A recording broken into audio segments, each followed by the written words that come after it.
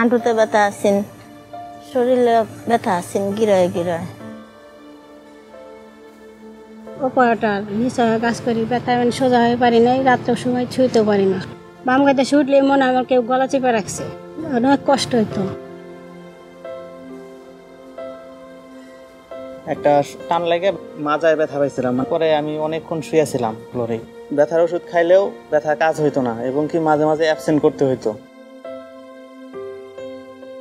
খুব বেশি ব্যথার ওষুধ খেলে কিডনির সমস্যা এবং আরও বিভিন্ন ধরনের সমস্যা হতে পারে। আর ব্যথাটা তো দিন দিন বাড়তে থাকে, দিন দিন এটা হচ্ছে কমে না, তো দেখা যায় তখন শারীরিক সমস্যাটা আরও বেড়ে যায়। আসলে সুইংয়ের কাজ বলি বা গার্মেন্টসের কাজ বলি, এটা টোটালি ফিজিক্যাল লেবার, এখানে শারীরিক পরিশ্রমটা আছে। তারা আসলে সুস্থভাবে যদি দীর্ঘদিন কাজ করতে না পারে তাহলে তো এই কাজে তারা থাকবে না।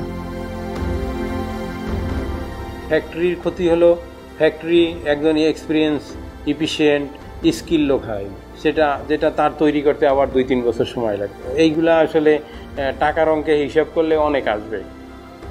আপনি জানেন যে সেফটি কমিটি গঠন হয়, ফ্যাক্টরির ম্যানেজমেন্ট সাইডের 6 জন থাকে, আর শ্রমিক সাইডের 6 জন থাকে।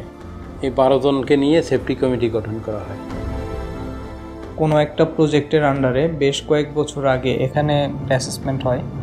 সিআরপি থেকে পার্ট টাইম থেরাপিস্ট পাই, একজন মেল থেরাপিস্ট। সে উইকলি 3 দিন 3 ঘন্টা করে ফার্স্ট হাফ এখানে কর্মীদের ফিজিওথেরাপি দিত।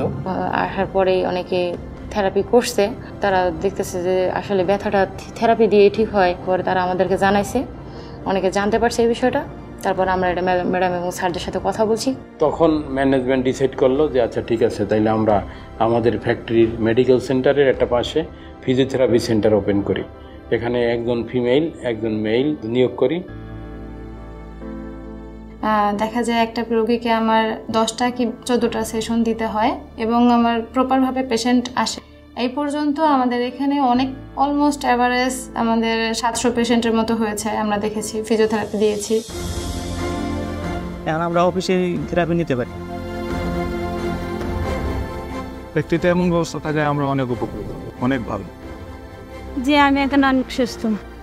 সেফটি কমিটি প্রস্তাবটা দিয়েছিল বিধেই আমরা ফিজিওথেরাপি সেন্টার স্থাপন করেছিলাম। তো ফিজিওথেরাপি সেন্টার স্থাপন করাতে আমাদের মাইগ্রেশনের হার কমে যায়, অ্যাবসেন্টিজমের কমে যায়, সিক লিভের হার কমে যায়। তো এগুলা কমা যাওয়াতে আমাদের উৎপাদন বেড়েছে, উৎপাদন বাড়ার সাথে সাথে কোম্পানির মুনাফাও বেড়েছে।